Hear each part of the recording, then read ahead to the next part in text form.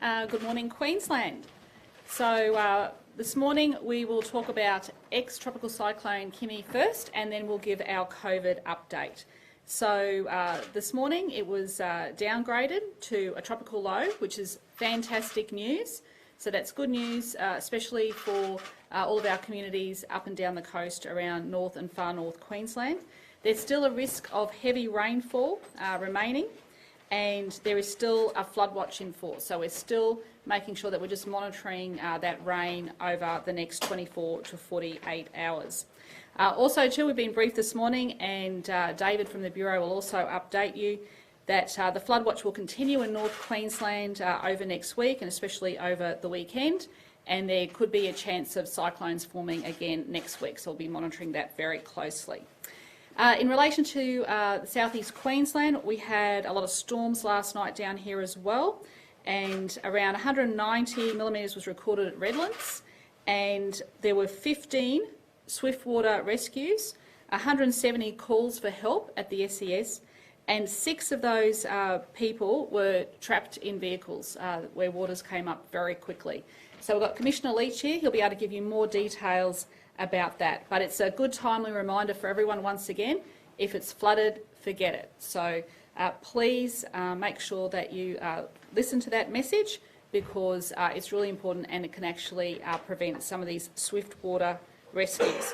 And of course there's some more storms due the southeast later on today. So I'll hand over to the Bureau, but once again really good news that that's been downgraded, and the tropical cyclone warning has been cancelled for coastal areas between Lucinda and Bowen. So fantastic news. I'll hand over to David. Thanks, David. Good morning, everyone. As the Premier mentioned, Kimi was downgraded earlier this morning to a tropical low, and the chance of it reforming into a tropical cyclone in the coming days is considered to be very low. A tropical cyclone warning that was in force has now been cancelled, which is good news, but as the Premier mentioned, areas of heavy rain remain a risk around the tropical east coast of Queensland over the next few days, and we still have a flood watch that's in effect for areas between Cairns and Ayr. Otherwise, we did have quite a bit of severe thunderstorm activity around the southeast last night, with some quite significant rainfall recorded, where we had 190 millimetres recorded at Redland at Alexandra Hills, and most of that fell within a short 1 to 2 hour period and led to quite a bit of flash flooding in the area. Severe thunderstorms are still going to be a risk around the southeast today, with heavy rainfall, locally damaging winds and large hail possible. But on the bright side, it's going to be more isolated kind of activity compared to the widespread activity we had around the southeast last night. As the Premier mentioned, there are early indications that we may see a renewed burst of the monsoon come across far north Queensland and into the Coral Sea over the course of this weekend and into next week. So just have to be mindful that Mother Nature hasn't quite turned the tap off just yet. There could be further rainfall around the state's far north and the east in the coming week, and we may be talking about cyclones once again sometime in the next week or two. Thank you very much. Any questions for David? No? We'll go over to Commissioner Leach. Thanks. Good morning, everyone. In relation to the South East Queensland rain event last night, the State Emergency Service received 170 requests for assistance. That was mainly leaking roofs, trees down and sandbagging assistance for people in low-lying areas. 121 of those events happened in the Redlands local government area, 31 of them happened in the Gold Coast and 11 happened in Brisbane. In addition to that, Queensland Fire and Emergency Service crews attended 15 swiftwater rescue events. These are people driving into floodwaters. When you drive into floodwaters, not only do you put your own life at risk, you also put at risk the lives of the swiftwater rescue firefighters who have to come and rescue you. And we urge people, please don't drive through floodwaters. It's extremely dangerous and it comes at great risk to yourselves. So please, if it's flooded, forget it. Back it up and find an alternate route. Thank you. Any questions? No? Great. State Disaster Coordinator. Thank you, Premier, and good morning. I just want to reinforce what you've heard from the Premier and Commissioner Leach, that it is disappointing. The messaging's out there. If it's flooded, forget it. Yet here we are having a flash flood event here in the southeast, and we have to do 15 swiftwater rescues, including 6 where people have put their own lives and other people's lives at danger. Can I remind everyone that we are only in January in a La Nina year? we are expecting wet weather for a protracted period. People need to listen to the messaging, they need to do the right thing and stop putting themselves at risk. So if it's flooded, forget it. Thank you, Premier. All right. Everyone's right with the weather? Okay, we'll move on to COVID. We'll just get to the Health Minister and the Chief Health Officer to come in. Just bear with us for a moment. Okay, all right, so Queensland, in more good news, I can report that we have had 3 new cases, but all overseas acquired and detected in hotel quarantine. So there was 1 female in hotel quarantine, and the 2 others were female flight crew, and they had departed Australia prior to their results being available. So once again, no concerns, and we are on track to have those restrictions lifted. We've only got 2 more days to go, so fingers crossed that all will be very, very good for Friday morning. So we have 26 active cases, and over the last 24 hours there were 6,699 tests. So once again, a good reminder that if you have any symptoms, please come forward and get tested. So I'll hand over to Dr. Young. Thank you, Premier. So yes, excellent news for Queensland. 3 new cases overnight, all in hotel quarantine. One of them a woman who recently returned from South Africa, the other 2 flight crew, and so we are testing all flight crew now. When they come into Queensland, they're going into hotel quarantine, but we do let them leave that to go back on the flight when they leave Queensland, not onto domestic flights, onto international flights. So we will be letting the National Incident Room know about those 2 flight crew, and they will let the relevant airline know so that they can manage that. A lot of testing still happening. Thank you very much to every single person who comes forward. It is absolutely critical that if you have any symptoms at all, just immediately come forward and get tested. You'll get those results back fairly promptly, usually within the 24 hours, and then you can get on with whatever you're doing. But it's so critical that we find people as soon as possible, because then we can rapidly manage the outbreak if one then occurs. Thank you. So thank you to everyone across Greater Brisbane for continuing to comply with the restrictions. I remind everyone those restrictions are still in place, so continue to make sure you have your mask on you at all times and you're wearing it in those public indoor spaces where you're required. I do want to just say in relation to localised flooding and also severe thunderstorms, if you're going out to be tested today, and again, we want people to continue to come out and get tested if they have any symptoms, just please check the Queensland COVID website for the local testing sites and their hours, because there may be some who have changed hours or are closed today because of localised flooding. So please just make sure you're checking for the most up-to-date information if you are going out to get tested today, and we remind everyone, keep up those great level of testing and keep up your compliance with the restrictions.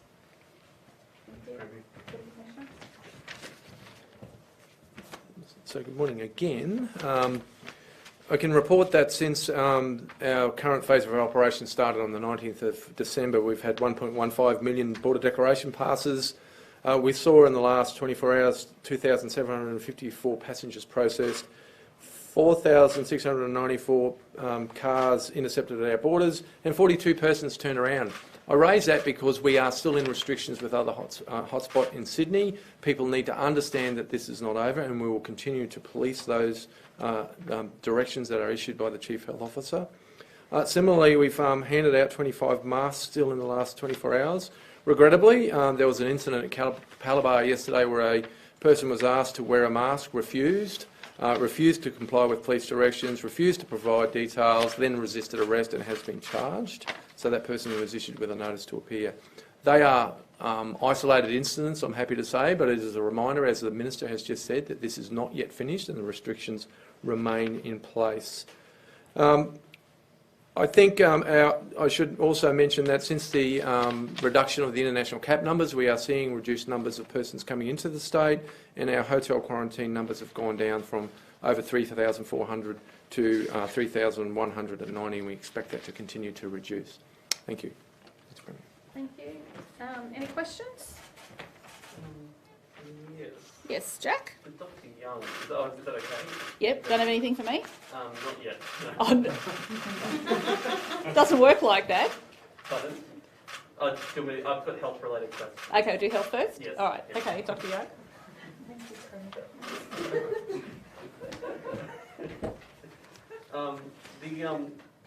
The new case that was in hotel quarantine yesterday, is that the new Brazilian variant? Do you know? No, we don't have genome sequencing back Okay. yet. Will that come back today, though, at some point? Yes, remembering that we need to have enough virus to sequence, so we don't always get genome sequence results back for every single person. But if they don't have enough virus to sequence, then the risk of them spreading it is even less. Okay. Okay. From the results, last week there was genome testing on a bunch of people in hotel quarantine. Have any of those returned positive for the UK strain yet, apart from the 4? We've had quite a few positive for the UK strain, so over the last few weeks we're seeing the majority of the people coming back from the UK who we can sequence have the new strain. But they're in hotel quarantine the same as everyone else. There's no increased risk of transmission during that incubation period. It's still the same 14 days for the incubation period. It's only when they're positive that we extend the isolation period, and that's in place for all of those. And the restrictions that are coming off in a couple of days' time, are there any that you think should stay on beyond that point? Or No. are they all going to go from then? They'll all go, but I would like to see people wearing masks a bit more when they can't socially distance. It's not going to be mandatory, and the reason for that is that I think the response to asking people to wear masks was absolutely fantastic. So I'm not worried in the future that if I were to come out and ask people to wear masks, people would do it. So therefore I don't think we need an ongoing requirement. The couple of areas that there will be an ongoing requirement: airports, so that was agreed nationally. So once you go into an airport precinct, indoors or outdoors, you will have to wear a mask going forward. So that will continue even when the other restrictions are removed on Friday. And on planes, the same thing. Once you go onto a plane, you will need to wear a mask, and that's been agreed nationally, so all states and territories. So if you're coming in from overseas on a plane, you have to have a mask on the whole time, except of course when you're eating or drinking. Then once you're in the airport terminal, you have to have a mask till you leave the airport terminal. So that will remain after Friday, and that's for the whole state. So any airports are caught up in that. Then in terms of other times to wear a mask, it's a good idea when you can't socially distance to wear a mask, particularly public transport and also in shopping centres where you just can't socially distance. It's good practice, a good habit to get into, and to always have a mask with you, but it won't be mandated. The only places that mask wearing will be mandated is in airports and on planes.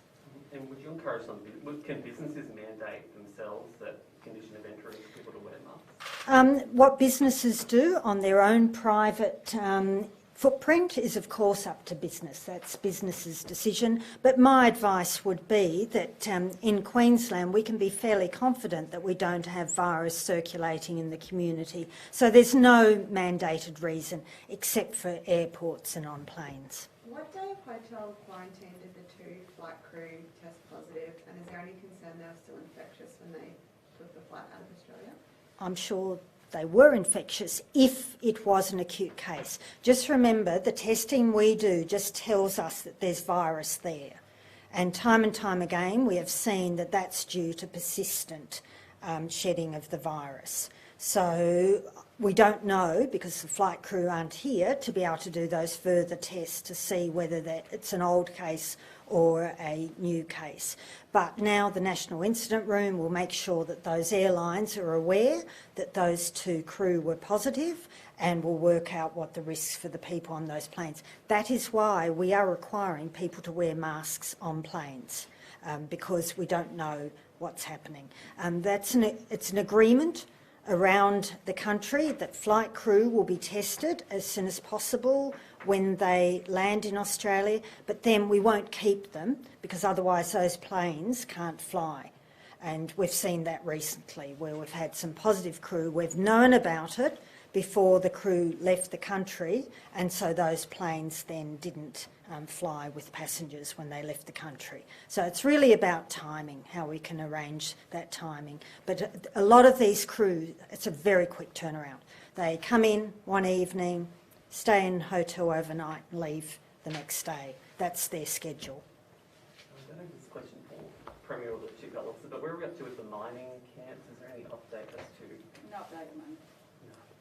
Dr. Young, sorry, one more. Once we eventually do get a vaccine rolled out in Queensland, do we have any modelling of how long it will take to vaccinate everybody in Queensland, given we have so many remote parts of the state? It will purely depend on getting the vaccine. We've got all that work done, so as soon as the Commonwealth gives us the vaccine, we'll start using it. There won't be a delay there. But we know that the number of doses early on are quite low, and then they'll build up as more's produced. So it's really dependent very much on getting the vaccine from the Commonwealth. But once we do get that, will it be months up to a year? How long do you think? I don't know. You'll have to put it to the Commonwealth. We're putting it to the Commonwealth, and the Commonwealth themselves are unsure when they can get the vaccine. They're dependent on overseas supply initially and CSL when they can ramp up production. So it really and truly depends on getting those vaccine supplies. Premier, just on another matter. Yeah, sure.